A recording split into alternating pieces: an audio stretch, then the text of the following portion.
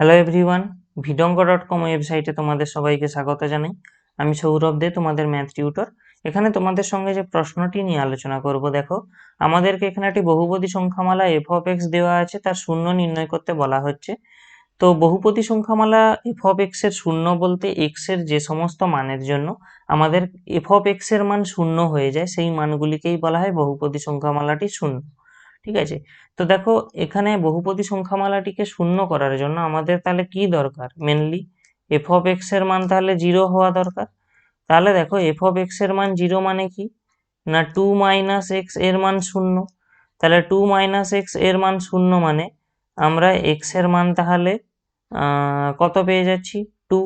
এবারে একটু ভালো করে লক্ষ্য করো, যদি এই এক্স এর মান এখানে টু বসে যায় তাহলে আমাদের এফ অফ এক্স এর মান জিরো হয়ে যাবে। অর্থাৎ এক্স এর মান টু হলো এই প্রদত্ত যে বহুপদী সংখ্যামালা এফ অফ এক্স তার একটি শূন্য। ভিডঙ্ক.com ওয়েবসাইটে ম্যাথটি দেখার জন্য তোমাদেরকে অসংখ্য ধন্যবাদ জানাই।